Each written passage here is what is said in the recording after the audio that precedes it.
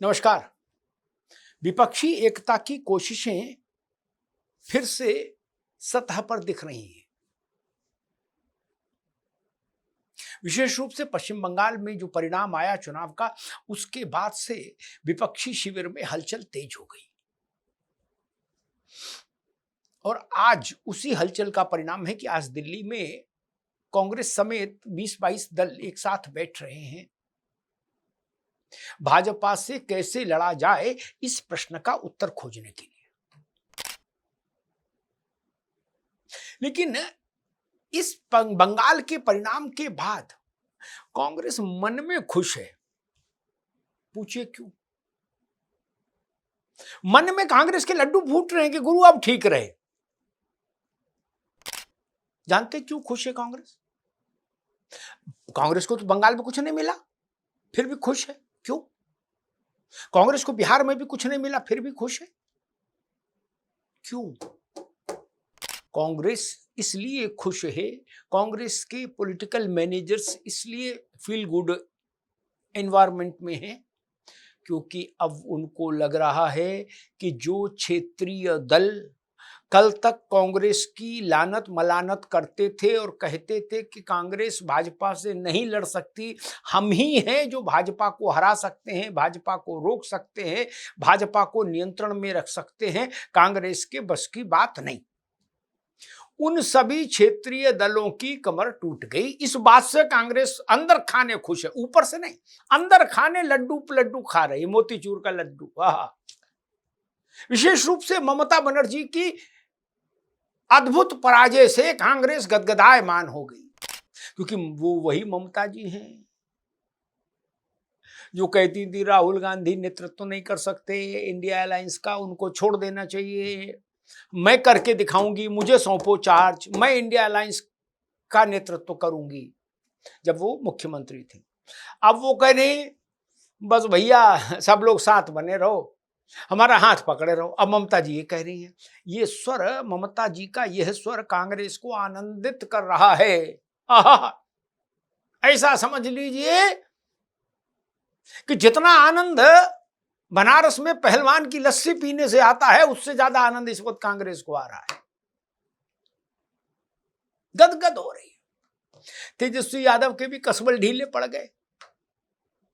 शरद पवार भी कहते थे कि कहाँ कि राहुल गांधी में वो मटेरियल है ही नहीं कि प्रधानमंत्री बने। बोले उनमें निरंतरता ही नहीं है, वो क्या बनेंगे। उन शरद पवार की भी दुकान लुट गई, पिट गई, बर्बाद हो गई। कांग्रेस कह रही है कि जितने लोग हमको लांछित करते थे वो सब खुद दिव्यांग हो गए। वो सारे दल दिव्यांग हो गए, क्षेत्रीय दल। इसलिए कांग्रेस खुश है। इसलिए उसने आज बुलाया कि आज आओ सब लोग दिल्ली, सबको नाश्ता कराते हैं। और अब कांग्रेस मालूम क्या कहने लगी है? उसने लाइन भी सीधी कर दी है। अभी चेले बोल रहे हैं, फिर गुरु बोलेंगे। राजनीति में यही होता है, पहले चेले माहौल बनाते हैं, फिर गुरु आते हैं। तो चेले क्या कह रहे हैं? चेले कह रहे हैं अब कोई इफ और वट नहीं, देश में केवल दो ही चेहरे हैं जिन पर चुनाव होना है, एक राहुल गांधी, एक नरेंद्र मोदी, बस।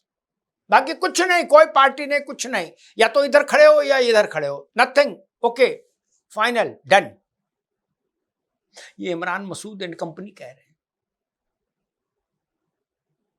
इमरान मसूद एंड कंपनी कहना शुरू कर दिए हैं कि दो ही चेहरे, राहुल को चुनो या मोदी को, बीच में बाकी कुछ नहीं। ममता बनर्जी, शरद पवार, उद्धव ठाकरे, लालू यादव, ये सब कुछ नहीं चलेगा ना, हटाओ। सीपीएम, टीपीएम, कुछ नहीं, सब खत्म। कांग्रेस को समझ आ गया कि यही है राइट टाइम, बेबी, इसी समय चौके पे छक्का मारो।